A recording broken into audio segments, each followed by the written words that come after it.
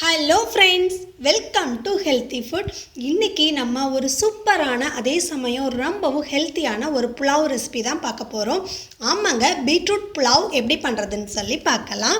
இதுக்கு 1 table spoon நெய், 1 table spoon எண்ணெய் சேர்த்துக்கோங்க. நல்ல சூடானதுக்கு அப்புறமா ஸ்பைசஸ், பட்டை, கிராம்பு, ஏலக்காய், பிரியாணி இலை, உங்களுக்கு என்னென்ன ஸ்பைசஸ்லாம் பிடிக்குதோ எல்லாத்தையும் சேர்த்துக்கோங்க. சேர்த்துட்டு இது ஒரு 30 செகண்ட் நல்லா வறுத்துக்கோங்க. கொஞ்சமாக கருவேப்பிலை சேர்த்துக்கோங்க. இப்போது ஒரு பெரிய சைஸ் பல்லாரி வெங்காயத்தை சின்ன சின்னதாக இந்த மாதிரி நீட்டமாக கட் பண்ணி எடுத்திருக்கேன். அதை உள்ளே சேர்த்துக்கலாம். உள்ளே சேர்த்துட்டு இது வதங்கிட்டு இருக்கட்டும். ஒரு பச்சை மிளகாய் நான் சேர்த்துறேன். நீங்கள் காரத்துக்கு தகுந்த மாதிரி பச்சை மிளகாய் சேர்த்துக்கோங்க. இது வதங்குற கேப்பில் நம்ம ஒரு கைப்பிடி அளவுக்கு மல்லி இலை, ஒரு கைப்பிடி அளவுக்கு புதினா இலை, அப்புறம் ஒரு சின்ன சைஸ் தக்காளியை கட் பண்ணி இதை அரைச்சி எடுத்துக்கலாம்.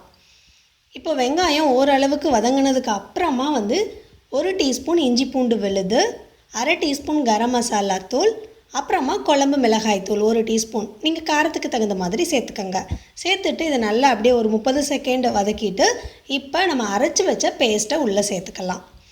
சேர்த்துட்டு இதை நல்லா ஒரு 30 செகண்ட் திருப்பியும் இந்த பேஸ்ட்டு நல்லா வதங்கிடணும். எண்ணெயிலையே வதங்கினதுக்கு அப்புறமா 2 டேபிள் ஸ்பூன் தயிர் சேர்த்துக்கோங்க. சேர்த்துட்டு இதை மீடியம் ஃப்ளேம்லேயே வச்சுக்கோங்க. இது நல்லா கொதிக்கட்டும். இந்த மசாலா வாசம்லாம் சூப்பராக வரும். இப்போ ஒரு பீட்ரூட்டை நான் இந்த மாதிரி குட்டி குட்டியாக கட் பண்ணி சேர்த்துருக்கேன். உங்களால் எந்த அளவுக்கு சின்னதாக கட் பண்ண முடியுமோ அந்த அளவுக்கு இந்த புலாவ் ரொம்பவும் டேஸ்ட்டாக இருக்கும். நீங்கள் பாஸ்மதி ரைஸில் தான் புலாவ் பண்ணணும்னு அவசியம் இல்லை.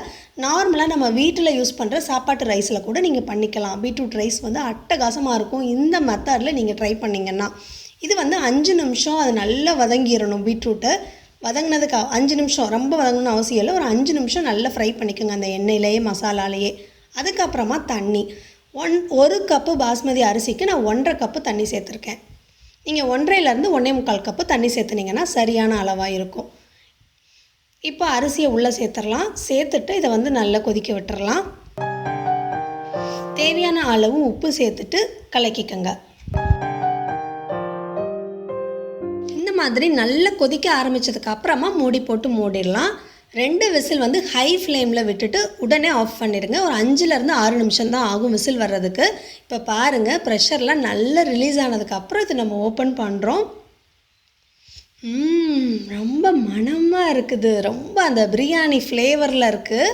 இந்த மாதிரி ஒரு ஃபோர்க் வச்சுட்டு இந்த மாதிரி உடச்சி விட்டுக்கோங்க. அரிசியை, சாப்பாடை நீங்கள் உடனே கரண்டி வச்சு கிளறாதீங்க. இந்த மாதிரி ஃபோர்க் வச்சு உடச்சி விட்டுக்கோங்க. அவ்வளோதான், நம்மளுடைய சூப்பரான பீட்ரூட் புலாவ் ரெடி ஆகிடுச்சு. கண்டிப்பாக அதை நீங்கள் செஞ்சு பாருங்கள். குழந்தைங்களுக்கு ரொம்பவும் பிடிக்கும். அதே சமயம் ரொம்பவும் டேஸ்ட்டாக இருக்கும்.